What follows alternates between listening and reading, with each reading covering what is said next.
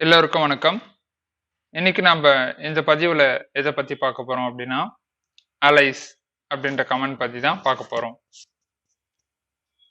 இந்த கமாண்ட் எதுக்கு யூஸ் ஆகுது அப்படின்னு சொல்றாங்க அப்படின்னா, நம்ம MAN ஸ்பேஸ் alias அப்படின்னு போட்டா அவங்க என்ன சொல்றாங்கன்னா, இது வந்து ஒரு பேஷ் கமாண்ட் அப்படின்னும்.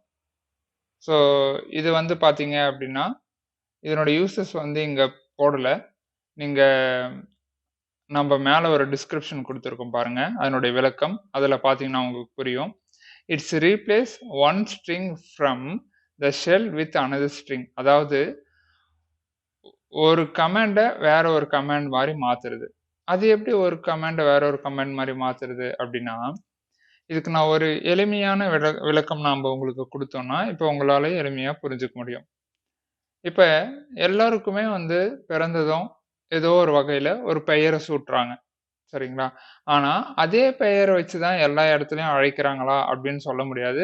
சில பேருக்கு வந்து பார்த்தீங்கன்னா, செல்ல பெயர் இருக்கும். அதாவது பெட் நேம் அப்படின்னு சொல்றாங்க. அதாவது இந்த பெயருக்கு பதிலாக இந்த பெயரை வச்சு கூப்பிட்டாலும் அவர் வந்து வருவாரு. அவருக்கு தெரியும் அப்படின்ற மாதிரி இருக்கும் இல்லைங்களா? அதாவது ஒரு பெயருக்கான மாற்று பெயர். அந்த மாரின்னு வச்சுக்கோங்களேன். இப்ப நாம என்ன பண்ணியிருக்கோம் அப்படின்னா, அலைஸ் ஒரு ஸ்பேஸ் விட்டு -p குடுத்துருக்கோம். அது எந்த மாதிரியெல்லாம் நம்ம அந்த கமாண்ட பயன்படுத்தலாம் அப்படின்ற மாரி அது ஒரு எடுத்துக்காட்டு குடுத்திருக்கு. அது என்ன குடுத்திருக்கு அப்படின்னா, ஆ அதாவது cp-i ஒரு ஸ்பேஸ் விட்டு -i அப்படின்ற கமாண்ட நம்ம சிபி அப்படின்னு கூட மாத்தி வச்சுக்கலாம் அப்படின்ற மாரி சொல்லுது. சரிங்களா?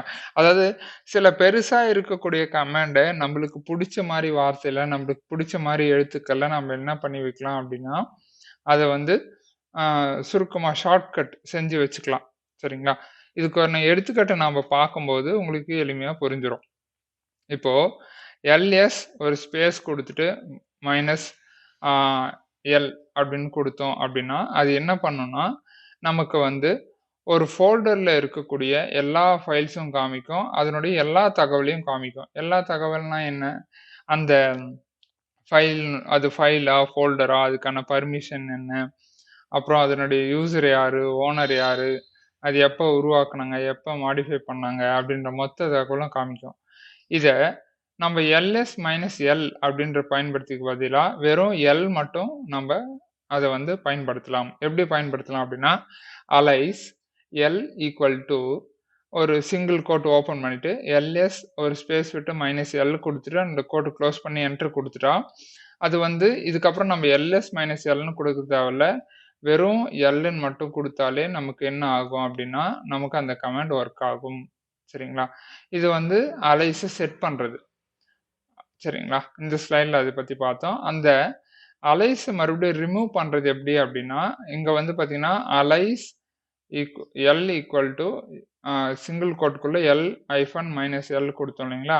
அத மறுபடியும் கீழ எல்ன்னு குடுத்தோம் அவுட்புட் வந்துச்சு. அத மறுபடியும் எடுக்கணும்னா, அன்அலைஸ் அப்படின்னு குடுத்துட்டு அந்த எல்என் மட்டும் குடுத்தா போதும். அது போயிடும். இங்க 2வது வரியில நாம என்ன பண்ணியிருக்கோம் பாருங்க. எல்என் குடுத்திருக்கோம். ஆனா நமக்கு என்ன சொல்லுது? கமாண்ட் வந்து கிடைக்கல அப்படின்ற மாரி சொல்லுது. சரிங்களா?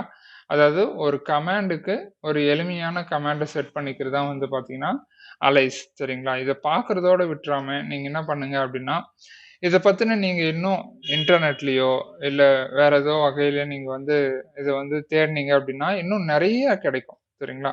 அதெல்லாம் நீங்க பயிற்சி பண்ண இன்னும் நெறைய விஷயங்கள கத்துக்கலாம். அடுத்த பதிவில இன்னொரு புது விஷயத்தோட சந்திப்போம். நன்றி.